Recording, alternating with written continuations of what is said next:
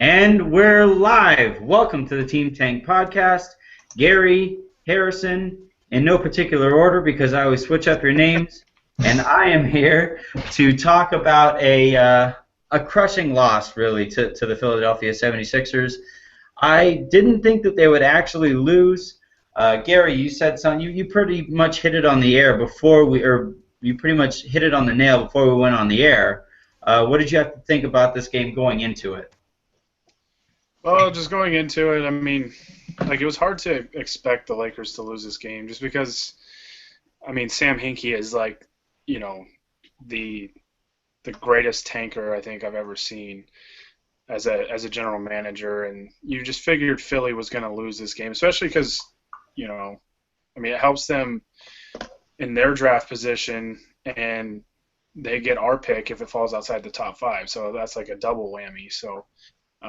It was hard to imagine them losing, but for Philly to lead through the first three quarters basically and get our hopes up, and then just completely fall on their face in the fourth quarter and let Jeremy Lin do whatever he wants and let Ed Davis just swat everything around the rim. It was so frustrating. Yeah, what did you think, Harrison, about the game? I forgot to mention this, Gary. Your winning streak is now cut short before it dies at young. Only the good die young. Harrison, you manned the tweets for Silver Screen and Roll. What were your thoughts as you were watching probably one of the ugliest games that we'll ever see? Yeah, it was. I'm with Gary in thinking I wasn't really expecting them to lose tonight to the Sixers, just because the Sixers roster basically sounds like when you're playing 2K and you're like 20 years into franchise mode and like everybody's a player generated a computer generated name. That's kind of their roster at this point. Like they're like, oh, you kind of look like a basketball player, we'll sign you. And like they play hard and they play the right way in the modern game and using they take good shots most of the time when you watch them play, and they're well coached. They're good defensively. They share the ball, but they're just awful. Like their players can't make a shot. Like their offense generates okay shots. They just sometimes they were missing layups tonight. It's just like I don't even know. The Lakers, at least for all their flaws, they have NBA players on their roster. And Philly, you can count the amount of NBA players they have on one hand. On one finger. I was well, Embiid still counts. Boggled at moments of this game where I write about the NBA. I've been following the NBA since I can remember. I have never watched a game and watched a team play and thought to myself, who the hell is that guy? Where'd that guy come from? Who's this and who's that? I had that Grant guy that they had on their team. I thought for a second Jerry and Grant just decided to join the Sixers because that might be where he ends up. Why not? But I just you got to give credit to Philly for this. And that they understand that they know how a coach is wired. Where, like you talked about, Harrison, Brett Brown is a good coach. It looks like he was it looks like he knows what he's doing out there. You can see him. Like I pointed out the other day on Twitter that when I watch Byron Scott coach and they're playing defense, he's just sitting there watching the ball, which everybody knows as a coach you should be watching all other stuff going on the court, so you understand where rotations might be falling short. If you're just watching where the ball, where the play breaks down off the ball, well, duh, it broke down. The guy went by the guy with the ball. I'm watching Brett Brown out there, and it looks like he really knows what he's doing. And because of that, that's why they're trading away guys who they think Brett Brown would probably play, because he gets competitive. And you see, tonight, again, Byron Scott plays Jeremy Lin extended minutes because he's playing well and because Byron Scott is an idiot and he's competitive, right? He's a competitive idiot. What were your takeaways? Gary, you mentioned Jordan Clarkson struggling a little bit or tremendously. Was that just him trying to help the tank, or did you see things out there that he was actually really doing? I hope that he was just trying to help the tank, but no, I mean, he got into foul trouble early on. He's clearly been hanging out with Carlos Boozer because he picked up 2 offensive fouls from just pushing a guy off. And then like Jeremy Lin did it later on. It's like Boozer just needs to stop talking to everybody on the team because I mean, it'll help for the rest of the season, but like the young guys, he just needs to stay away from. Yeah. But yeah, I mean, he scored like 4 quick points to start the second half. He was, he attacked the basket. Just seemed like he couldn't find a rhythm early on. And Ish Smith was actually pretty impressive to me. He's really quick, and he can stay in front, and he really attacks off the dribble. And yeah, it's just one of those games for him. As a rookie, he's going to have these moments, and it is what it is. You just kind of have to see how he responds. And unfortunately, up next for him is Russell Westbrook. Well, I'll say this. I think the thing that I've noticed in his struggles recently, and Harrison, you can continue on this point, but when his mid-range shot isn't going, he's supremely hampered out there. Yeah. And he's been struggling with that the last few games. It might be a fatigue thing. It also might be knowing that, well, fuck it, no matter how I play the next couple games, Lynn's going to take over for the last 10 of the season anyway. What else do you think might be going on there, or do you think it's either of those two things, Harrison? Well, before I get to Clarkson, I have to touch on Boozer for a second because he had one of the best Carlos Boozer moments of the whole season when Ed Davis, it was either late third or early fourth, Ed Davis dunked on the break. And Carlos, but like Ed's pretty calm about it. Like he flexed a little bit. He dunked it pretty hard though. And Carlos Boozer is under the basket screaming like a madman. Like he just was like Blake Griffin on Timofey Mozgov.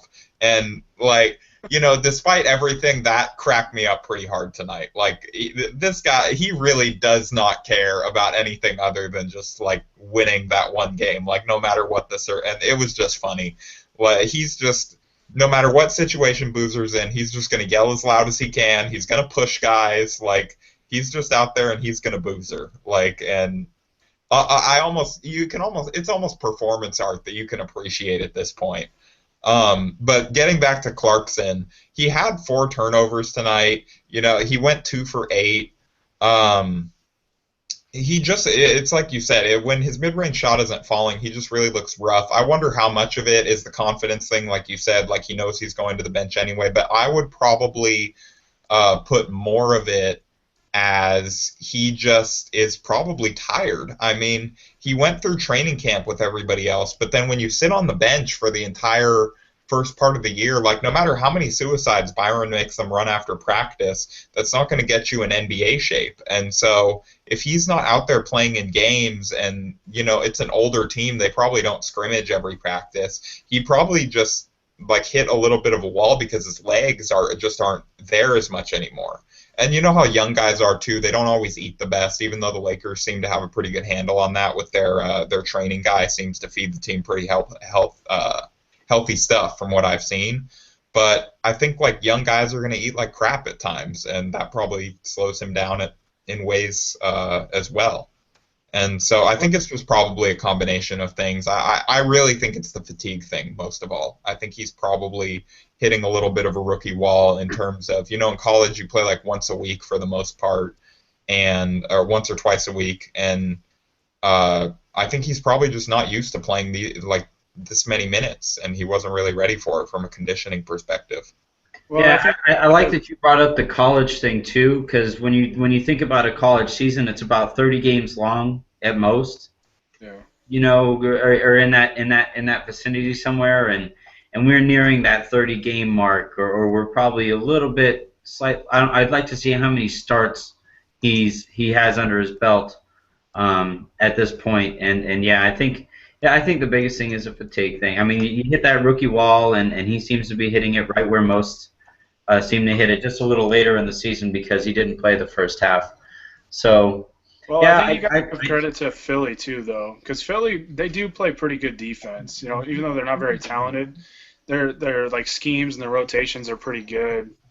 They've got some some good defensive big men, obviously with Nerlens Noel back there. And I just think Phillies, I mean, they play pretty good defense, even with the lack of talent. So I think you got to give them some credit, too, for tonight. They do actually have a really good defense. It's like, I believe, top 10 in the league, isn't it, at this point? I haven't checked. It seems like that doesn't seem like crazy to think, though. I think in defensive efficiency, I know they're top half, but I think they might even be top 10 at this point when I looked last. I'm not 100% sure. It's hard for me to give credit when I don't really know whom to give it to. Because Brett Brown, that's who you give it to. All right, Brett Brown. Hey, Brett, you want to come take Byron's job? I want to do really quickly. Anybody who's ever listened to a single 30-second bit of this knows that I am in no way, shape, or form a Byron Scott fan, but he is taking the next couple of games off to attend his mom's funeral. I do want to wish his family the best. I mean, I'm a mama's boy. I'll die, knowing that I am one of those. Best wishes for you and your family, Byron, and come on back. We need you for the tank. So on that incredibly uplifting note, we're gonna segue into another ending. In this case, even it's the official ending of Steve Nash's career, but I haven't acknowledged that he's been an NBA player for the last 18 months or so. What were your thoughts on how this has been covered, and I guess your fondest Steve Nash memory? I think you're one of the bigger fans of him between the three of us, Harrison. So go ahead and say something nice before I rip him to shreds. Well, I mean, my favorite Steve, despite me being the biggest fan of the three of us, my favorite Steve Nash memory is still Kobe dunking on him. But good answer. Yeah, I mean, I really loved watching him play. Part of it was, me being like on my dad's side, like his whole family's from Canada. It was kind of exciting to see a guy come from there and like that type of thing. I kind of got into it as a kid from that perspective. But he was just always a fun guy for me to watch play, especially on offense. Just all the no-look passes and like just pulling up on a dime for a three and just being able to kind of seemingly hit any shot he wants. That's just entertaining basketball. It's like Steph Curry now, where it's like it's just awesome. And I mean, you got to respect him. I think I saw a stat yesterday from 2001 to 2010. His teams were either 1 or 2 in offensive efficiency every single year. And so despite his shortcomings on defense, he was like basically an offensive god. And I just, as badly as things went with the Lakers, you can't account for his leg breaking in the second game. Like, you can account for natural aging, but to that point, he had like not showed signs of that. Like, he had obviously, you saw him laying down on towels on the side in Phoenix and stuff, and the guys having to stretch him to keep him going. But I just never would have predicted that this could have turned out as badly as it did. And it's kind of nice in some ways to see him get some thanks on the way out, but at the same time, I'm right with you guys. Like, in my mind, he retired at the beginning of this season, like latest. I don't know. Like, I didn't understand the outpouring of goodbye columns because I was just thinking, like, didn't we just do this 5-6 months ago? I thought we were through this already. I don't know how you guys feel. Gary, you want to go ahead? Yeah, I thought it was. I mean, obviously, he officially announced it, but like you kind of mentioned, he's been retired since the start of the season when he was declared out. Because it's not like he was going to come back next year and sign another contract with somebody else or whatever. We knew that it was over for him, and I mean, what can you say? I mean, hell of a career for the guy. I always enjoyed watching him play, although I hated him just because of the battles that the Lakers and Suns had, and the 2 playoff series, and or I guess the 3, and if you include 2010. But yeah, just a great offensive player, just so skilled and fun to watch, and yeah, I mean, what can you say about him? He's an inspiration, I guess, to maybe like kids like me, kids from Idaho that aren't superior athletes like a Russell Westbrook or something, that you can still play the game, if you know it well enough and you just know the ins and outs, and you just I guess seize what your skill set is and just maximize it to as much as you can. That's all well and good, but like all that stuff is exactly why he won an MVP or his 2 MVPs, right? Where you have and look, I will completely support people saying that he's one of the greatest offensive players we'll ever see. I'm totally on board with that. But when people talk about him being like among the greatest point guards ever, I just can't get on board with that because he was essentially a DH his entire career. He played on one half of the court, and every game that he played in, they had to figure out a way to scheme on defense to hide him to at least a certain extent. And all this outpouring of poetic farewells to this guy it's exactly why he won his MVPs. And I might be biased. I know EJ Christian here on Twitter, said that he could kind of see where I'm coming from being a Laker fan, but he stole Kobe's MVP that year, and it was simply for the fact that people like him better. He's a nicer guy. He's your rah-rah teammate guy who sets records for high five in these games, and he says the right things after all these, in the post game press conferences, and I just can't get on board with calling him one of the greatest players of all time. God, I'm not even going to go where I want to go with it, but it's pretty annoying in my opinion the way this has all been covered. Okay, so maybe you don't want to call him one of the greatest players of all time. Would you put him in top 10 point guards ever? I'd have to think about it. I mean, yeah, I'm kind of putting you on the spot, but so let's see. I'd go Magic. I'd go with a lot of the guys that are playing right now above him. To be honest, like I'd rather have Westbrook on my team than Nash at any point in his career. And it's a taste thing. I will say this. And Harrison laughed earlier when he brought up the Sixers play the right way and stuff. That's for a reason, and it's because before we jumped on the podcast, that drives me insane. Like that's my least favorite cliche when we talk about covering basketball, because essentially what they're saying is there is only one way to play basketball, or that basketball was intended to be played a certain way. And if you're not playing that way, you're doing something wrong. That's what I take inherently from that statement. But if that's the case, Nash would have had more success in the playoffs if he's doing something that other people are doing wrong. That's kind of hot takey, but you lose me in this thing of that this is how basketball should be played, when the guys who played it on the in a different way that Nash did, Kobe, Jordan, those are the 2 guys who you look back on, they have all their titles. Meanwhile, Nash has twice as many MVPs as Kobe, and it's because people just say yeah, Nash made me think somebody like myself could go out there and play. It's like, come on, don't let your biases affect you to that point. I'm gonna again hold off before I say something racial. First of all, I'm glad you caught that I was just trolling you earlier. Oh yeah, I saw that. Yeah. And then second of all, I'm with you on the whole the right way to play thing.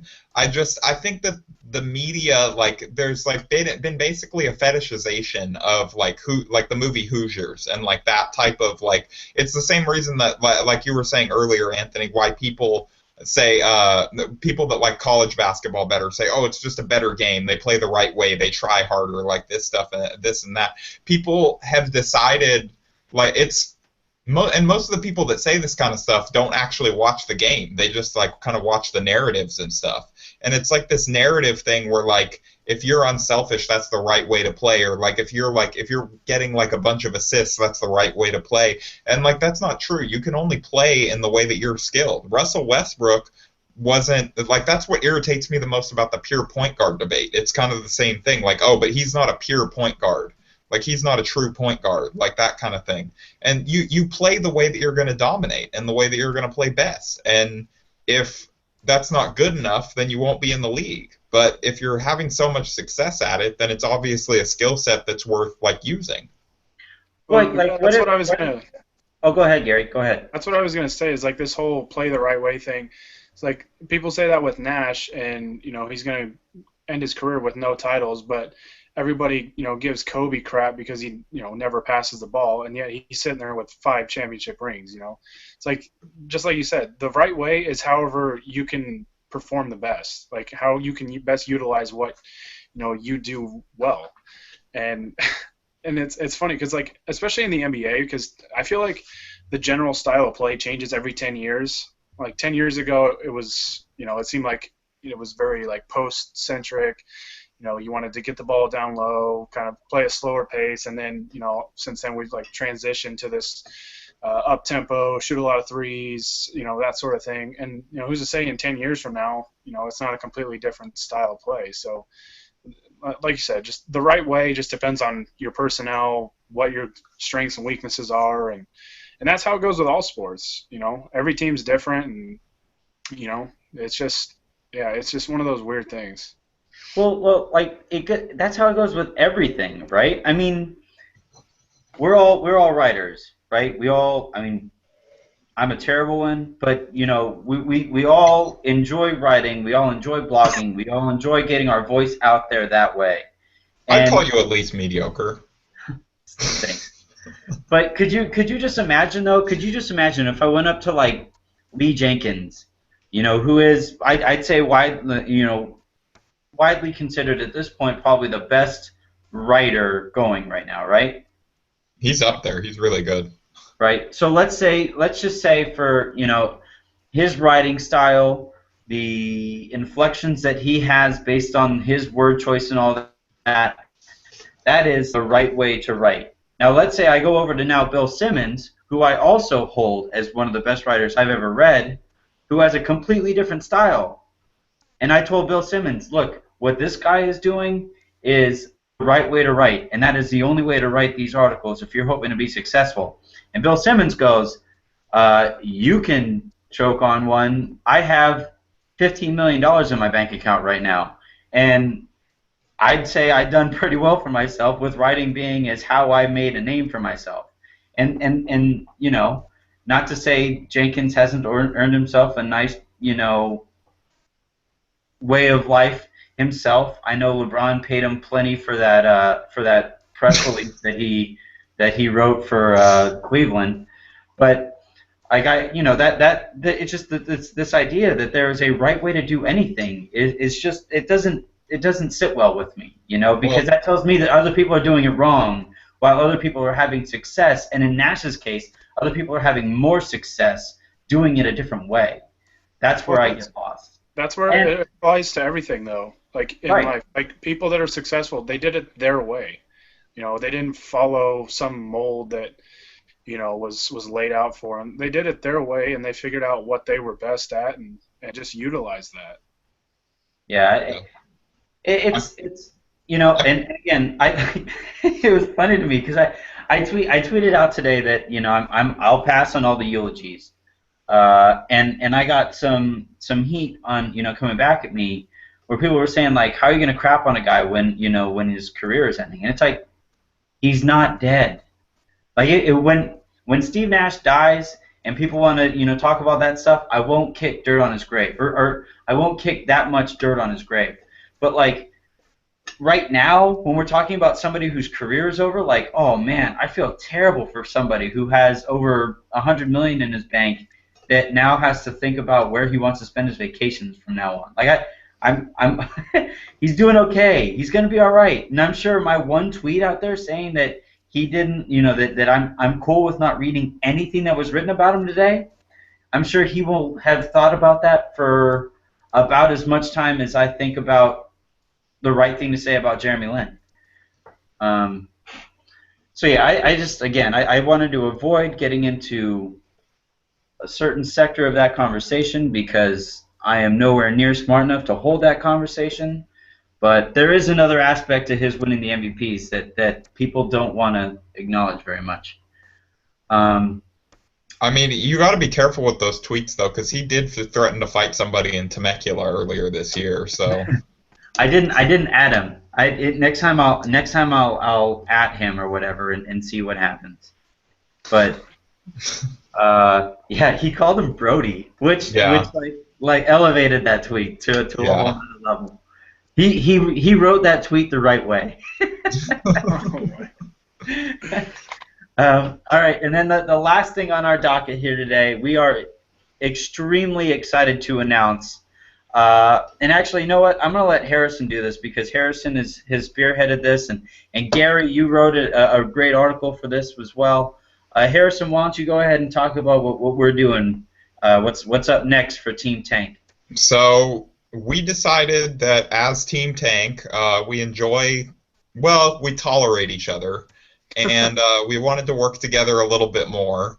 And so we have built a website where you're going to be able to find all of our podcasts, and we're also going to have some articles on there that are going to range from somewhat serious, like Gary's was, to something where Anthony compares Lakers to Arrow characters. And, like, I shudder to think who he's going to call Laurel and the names he's going to get called for that. But, it's going to happen. And so it's just kind of a place that's going to reflect that we aren't traditional media members. Like right now, none of us have press passes and are in there asking Byron, like what it means to be a Laker, or what about three-pointers he doesn't think wins championships, or asking Jeremy Lin, how did it feel to score 29 points and get an important home win before you guys go on a long road trip. So, like, we don't have that access, so we don't have to worry about losing that access. And so we're going to take it kind of a little bit more of a pop culture-y direction and a little bit less serious, and it's just going to be I'm really excited. I think it's going to be fun. Yeah, that's the biggest thing. You hit it on the head there at the very end. I just don't take myself very seriously at all. I do care about my work. I do, what I write, I do feel strongly about. But at the end of the day, I can laugh at myself. I can, I think on the last podcast I had with Justin, I said that we would fight by like throwing our double chins at each other. So, like that's who I am. And that's the direction that I'll be writing my stuff for. And the nice thing is here, Harrison, you write for Silver Screen and Roll. Gary, you write for Laker Nation. I write for the Lake Show Life. And we'll all continue in that vicinity and continue to write things that are a little bit more serious there. But then we'll come over here and we'll just kind of, like, I'm using it as my springboard event, basically. And if I want to call Jeremy Lin Laurel from the Arrow, I will. Or if I want to call Byron Scott Laurel from the Arrow, I will. And that might be some clickbait. What's that? That might be some clickbait. Hey, you can't spell Laurel or Lin without L. And both I was waiting for the pun. Both of them have contributed to a lot of L's for whichever episode or whichever team they played for. So I just came up with that off the top of the head. So yeah, no, we're extremely excited about this. Lakers outside. Well, no, I'm not even gonna say, but I kind of did. Pay attention to our Twitter account, and we're gonna tweet out what exactly the address is that you're gonna find us at. We're gonna go live. What are we thinking about noon Pacific tomorrow? I think that was the plan. So we're gonna go live at about noon Pacific tomorrow, and again, we couldn't have figured out that we can stand working with each other without the amount of success we've had. Those times that time Gary blocked me, and I had Paulito telling me that it's gonna be okay. One day Gary will follow you back.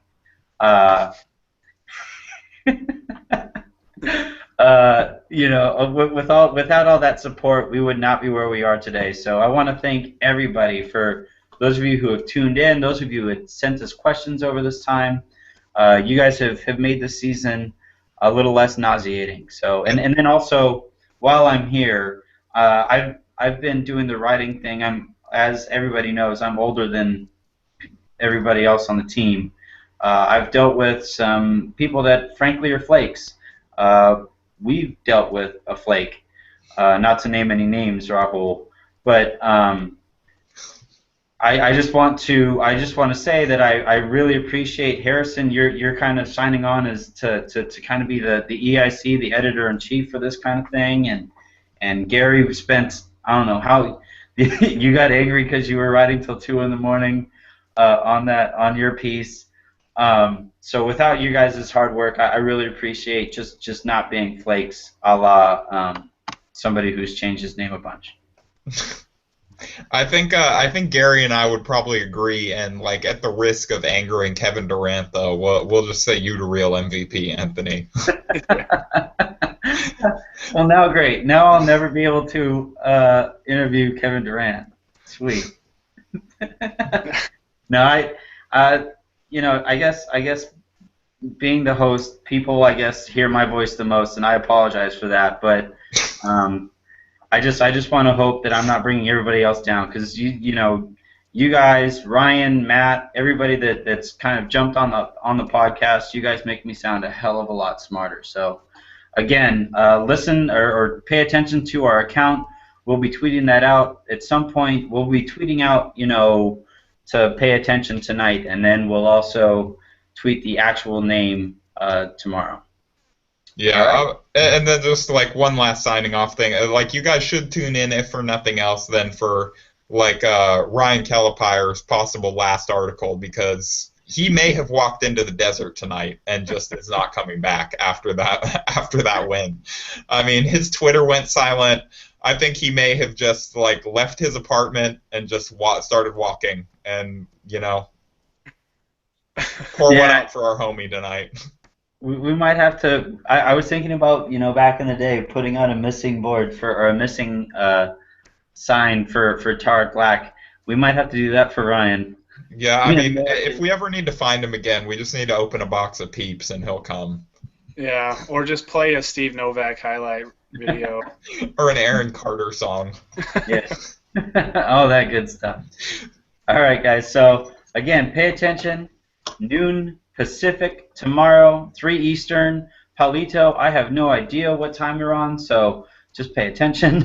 As I say, for our Australian followers, I have no idea. Yeah, no, I feel like every time we talk to, like, either it's Alpha Brain or Craig Freeman, that, like, their times are even different over there. So ride your kangaroo in and click on the proper link when we send it out. All right, so that'll do it for us tonight. No funny business tonight, as frankly, I just got back from Vegas and I couldn't come up with anything clever. I'm exhausted, and then this Laker win didn't help at all either. But shout out to UNC and Utah. You guys helped me pay for my Vegas trip, so good stuff. Thanks, guys. All right, thank you.